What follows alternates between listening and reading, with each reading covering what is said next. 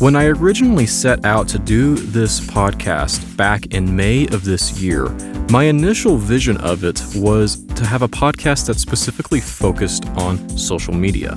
I wanted to do a podcast on how social media and theology intersect, and so I invested in some research material to help me get this project started.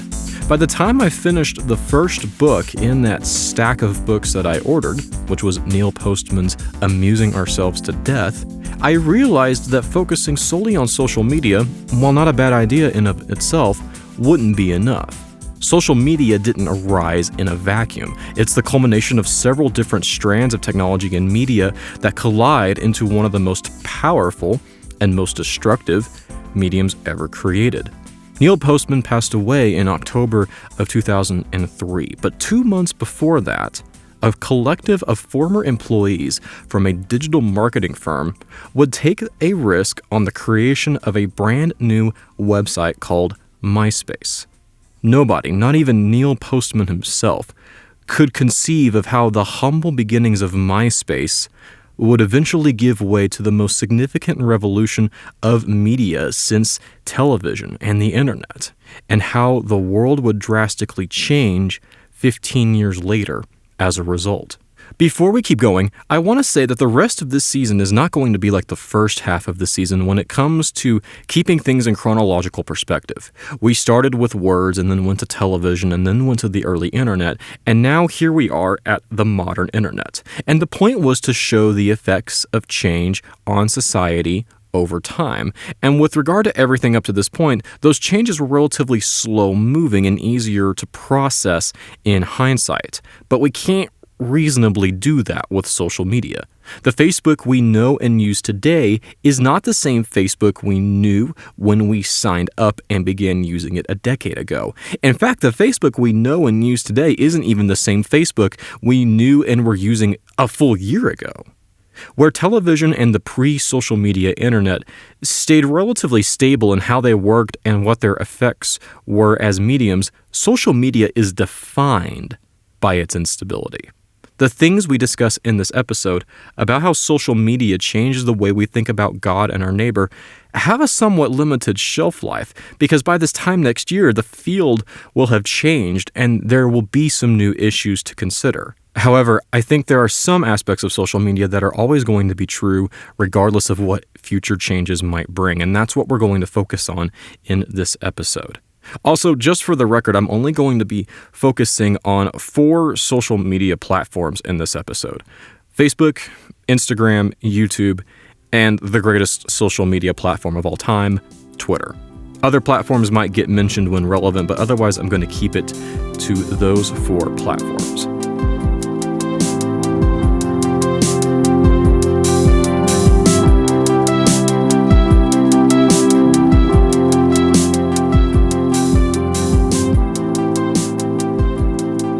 So what even is social media?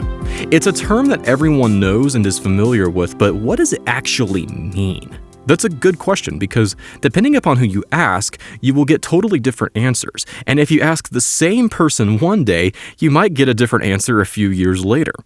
Merriam-Webster defines social media as forms of electronic communication, such as websites for social networking and microblogging, through which users create online communities to share information, ideas, personal messages, and other content such as videos. Wikipedia's definition has changed several times over the years, but their current one is: social media are interactive computer-mediated technologies that facilitate the creation and sharing of information, ideas, career interests, and forms of expression via virtual communities and networks.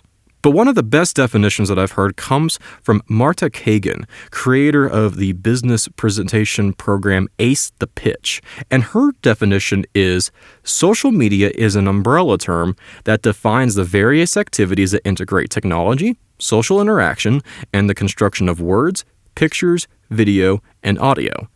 This is the definition that I want to work with because I think it captures everything that we might think about when we think of social media. Social media is technology and social interaction and lengthy Facebook text bombs and dank memes and family photos and videos of talented people doing talented things and videos of violence and terror and collective celebration and mourning and debates about politics and religion and fan theories and so much more. Part of the reason why defining social media is so hard is because it's so massive and always evolving, and it encompasses so many different things. And thinking about social media as an umbrella term is a useful and pragmatic approach to such a vague and somewhat nebulous concept. But even though social media itself is hard to define, we can make better sense of it if we break it down into its various parts. Social media combines all of the major mediums that we've looked at so far in this season into one single medium. And I think it's safe to say that, in a sense, the path of technological development in human history has all led to this point.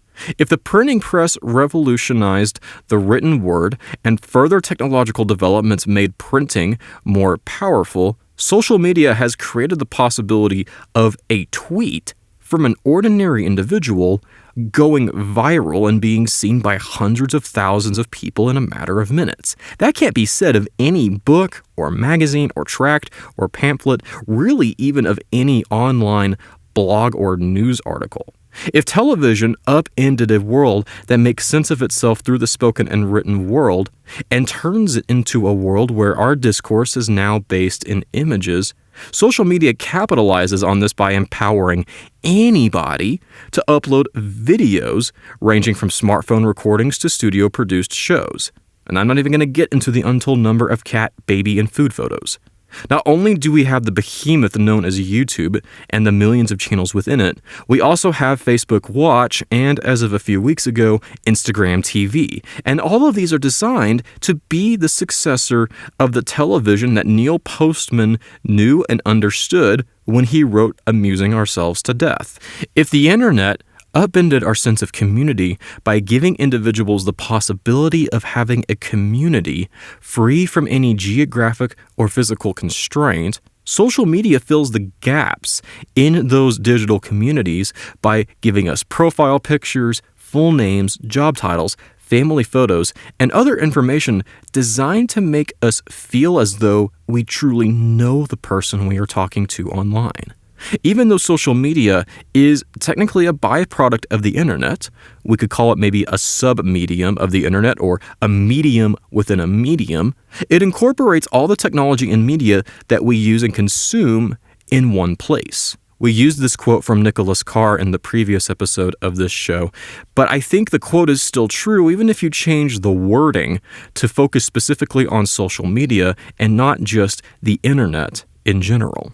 Traditional media, even electronic ones, are being refashioned and repositioned as they go through the shift to online distribution. When the net absorbs a medium, it recreates that medium in its own image. It not only dissolves the medium's physical form, it injects the medium's content with hyperlinks, breaks up the content into searchable chunks, and surrounds the content with the content of all the other media it has absorbed. All these changes in the form of the content also change the way we use, experience, and even understand the content. At the risk of sounding overdramatic, social media is kind of a black hole.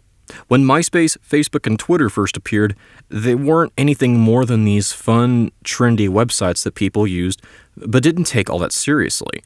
Now it's impossible to not take social media seriously, and there's no place you can go where you do not see or feel its effects. Even if you close down your personal social media accounts, you'll still hear about that stupid and idiotic thing some celebrity tweeted out, or someone will show you the hilarious meme they found on Facebook.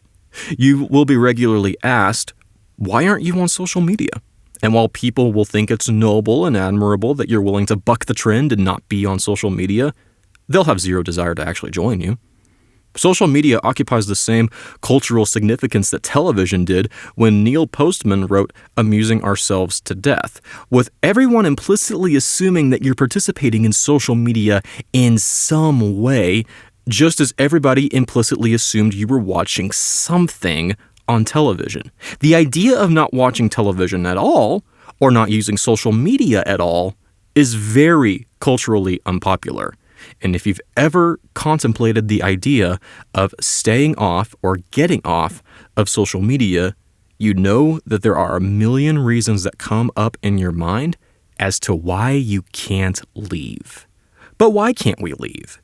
Why do we all seem to struggle to mitigate or control social media's influence on our lives? Earlier in this season, we asked, how do you read a book and how do you watch television? To reflect on what these mediums demand of us in order to use them. Remember, mediums are not value neutral, and they ask us to do certain things in order to use them, and we can discern what those things are when we look at what it means to actually use social media. So, how do you use social media? Even asking this question poses some difficulty because, unlike reading a book or watching television, there's no one truly uniform way to interact with social media. Some people use social media as their writing and creative outlet. Some people post status updates about anything and everything. And some people simply like to share what other people post as their main contribution to their social media pages. Some people use it as a networking tool. Some of us are just here for the dank memes. And some of us use social media because it's our job to manage social media accounts professionally. Whatever your specific use of social media looks like, there is one thing that we all share in common regardless of how we use social media. We all use timelines. So let's narrow it down. How do you use a timeline on Facebook, Twitter, or Instagram? Well, first you have to create an account. Obvious, I know. And then you need to submit and fill out as much information about yourself as you can. And then you need to follow or friend people, brands, companies, or subjects in order to populate your timeline with content. And that content can be photos, videos, text updates, articles, GIFs, polls, live streams, and so much more. The content that is shown to you in your timeline is selected based off a variety of factors, which are mysteriously and often annoyingly mediated through a background process known as the algorithm of whatever platform you're using. Once your timeline is served to you, you have two options. You can start going down, scrolling down on the timeline, and the content will become less and less relevant to you the further down you go. Or you can swipe up and refresh your timeline, and the algorithm will serve up a brand new batch of content for you. And after a while, you'll start seeing the same content you've already seen, regardless of how many times you refresh it. Now, at any point in time, you can post content of your own in the form of text, images, videos. You can like, comment, share, and retweet the content of others. And all of this not only impacts your timeline, but the timelines of others. The more a post or content gets interacted with, the technical term for this is the engagement rate, the more the algorithm will promote that content in the timelines of people, even people who aren't your friends or followers. The less interaction the content gets, or if the content is not content the algorithm wants to promote, example being a post that has 1 million hyperlinks to various websites, the algorithm will suppress that content and refuse to serve it to as many people as it would for good content. And at the time of this recording, good content is video, and specifically short video or live streaming video through Facebook Live, Periscope, or Instagram's live streaming. Text still performs just as fine on Twitter, but it's getting more difficult on Facebook. And while Instagram is just now beginning to promote the ability to include outbound URLs via their paid story promotions, Facebook still largely frowns upon posts that contain outbound URLs. And even though video is in right now, horizontal video's time in the sun might be running out. Consider this a free professional social media tip on the house. Facebook and Instagram are doing everything in their power to make vertical video the next big thing. And given the unbelievable and brutal destruction of Snapchat at the hand of Facebook and Instagram through their story features, the ability to make vertical video stick seems more likely than not. But what's good content right now wasn't necessarily good content a year ago. And by this time next year, good content might be something totally new and different. And speaking of content and timelines, how much content are we talking about here? Every minute, 510,000 comments are posted to Facebook, and 293,000 statuses are updated, and 136,000 photos are uploaded by 1.7 billion daily active users. For comparison's sake, there's 7.7 billion people that live on the entire planet. There's an average of 6,000 new tweets every second, which results in 500 million tweets per day. 80% of Instagram's 1 billion users are outside the United States. And of those 1 billion total Instagram users, 500 million of them use Instagram every day and like 4.2 billion posts per day and post 95 million posts and 400 million stories a day. YouTube has 1.9 billion total users, and while their daily active user base is comparatively smaller at just 30 million people, those 30 million people watch 5 billion videos a day, 500 million of those coming from mobile views alone. Every minute, 300 hours of new video is uploaded to YouTube, which translates into 432,000 hours of new YouTube footage per day. We haven't even touched LinkedIn, Facebook Messenger, Snapchat, Pinterest, WhatsApp, and some of the other social media platforms that still boast insane figures of their own, even if they aren't a part of the big four of Facebook, Twitter, Instagram, and YouTube. If all this talk of content seems overwhelming, that's because it is overwhelming. Simply put, if mediums are not value neutral and how we use a medium reveals what that medium values, then social media values content and has made it possible to value content to the point it can house and feed you obscenely high amounts of new content every second and get that content to you through your social media timelines. And your interaction with this content is not framed in plainly obvious terms like consuming content, but on conversations, engagement, building community, interacting with your audience, updating your friends and family on what's new, and a whole slew of other language to reframe this content production and consumption on good and desirable terms. And to be clear, it is perfectly legitimate to use social media to have conversations with people and to build community and to interact and engage with others. The problem is that it's almost impossible to use social media to do just that. You can use social media for these things, but you'll also be asked to stand underneath a waterfall of content and drink that downpour of content that our social media feeds serve to us and to our neighbor in our timelines.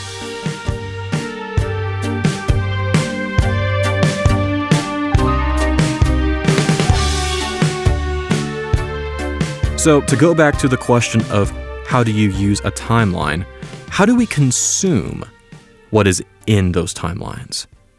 Recall from several episodes ago the contrast between reading a book and watching a 60-minute evening newscast on television. Reading a book requires you to give a considerable amount of attention and focus for a prolonged period of time, and you need to be able to parse the vocabulary and grammar of the text in each sentence, and then you need to be able to understand each sentence in relation to each sentence, each paragraph in relation to each paragraph, each chapter in relation to each chapter, as well as link ideas, conceptual arguments, and illustrations together if you want to understand what the author is saying. By contrast, to watch your standard 60-minute evening broadcast of the news, you still need to be able to give some degree of attention to the broadcast in order to understand it, but the attention required is only relevant to the length and subject matter of each story. which only tends to be a few minutes at most. With each new story in the broadcast, you mentally hit reset and begin paying attention to something completely new to what you were paying attention to just seconds ago. And after a few cycles of this, you'll get interrupted with a commercial break that you can pay attention to or totally ignore. By the time the news is over, you've been processing information for 60 minutes. But that information has been compartmentalized, disjointed, and detached because of the way you consumed it.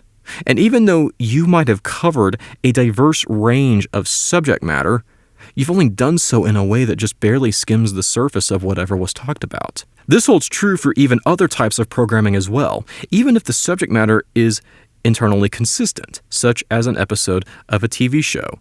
You're still only asked to give a few minutes of your attention to the show at a time, and Netflix is obviously exempt from that. Social media builds upon the precedent built by television and serves as content that is more compartmentalized, more disjointed, more disorganized, more diverse, and only requires seconds to consume instead of minutes.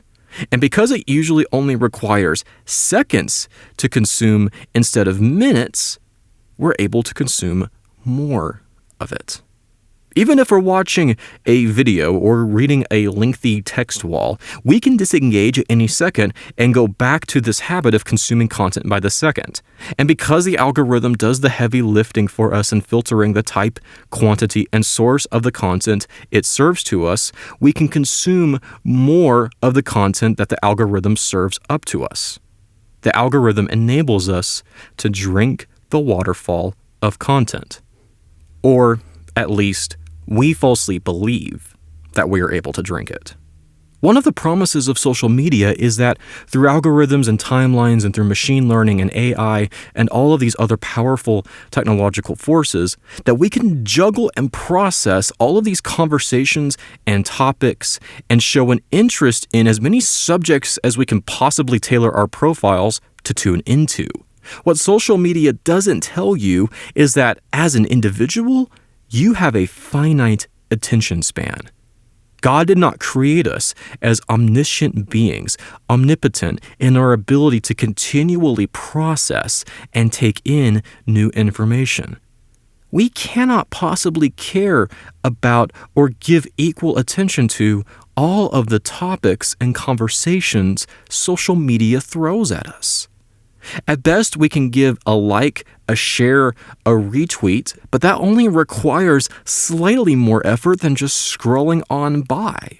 We cannot give our full attention to the present world and to the digital world at the same time. To be on social media on a regular basis is to divide your attention to the world that you actually live in and the world your social media timeline creates for you. And you can't be engaged with loving your neighbor if you're busy refreshing your timeline to get new information about people and businesses that might not be anywhere nearby.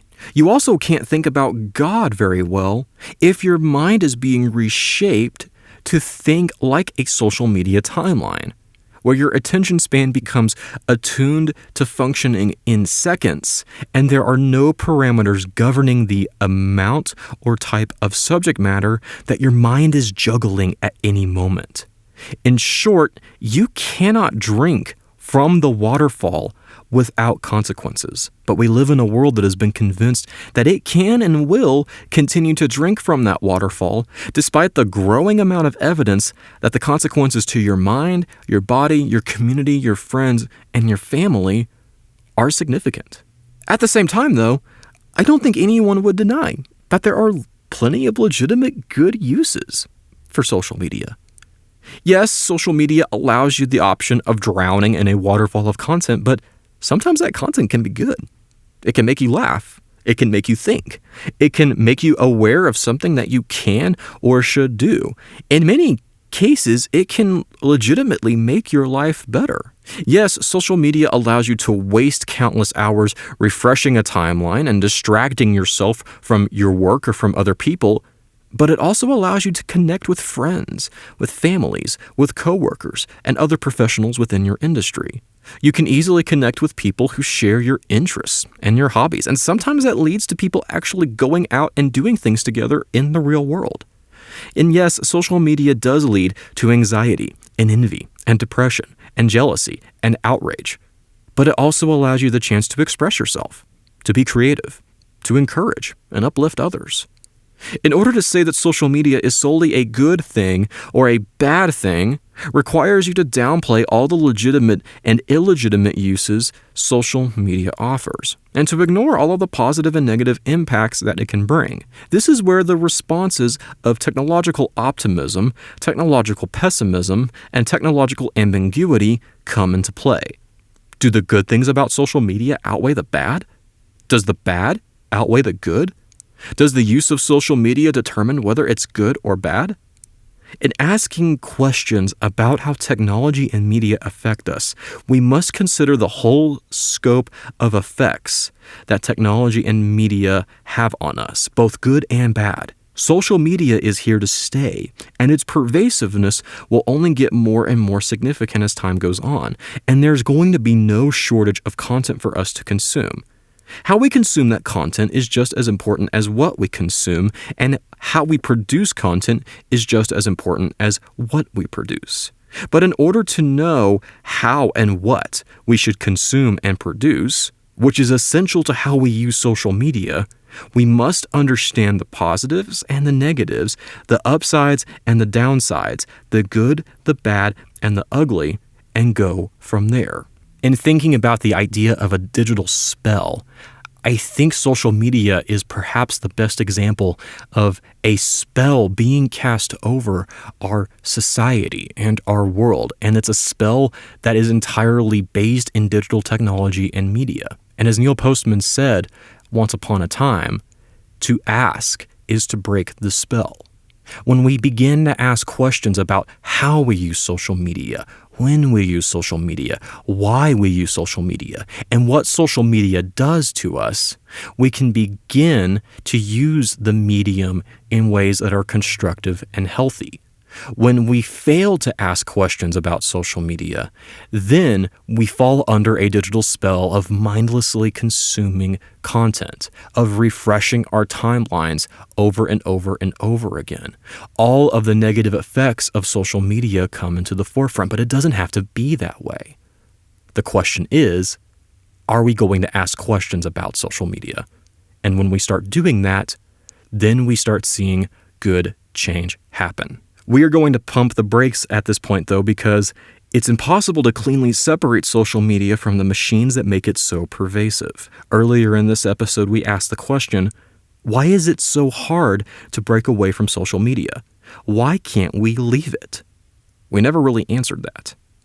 And in next week's episode, we're going to look at the technology that fueled the social media revolution and ensures the saturation that social media has on our lives, which, ironically, is most likely the same technology that's playing this podcast episode for you right now.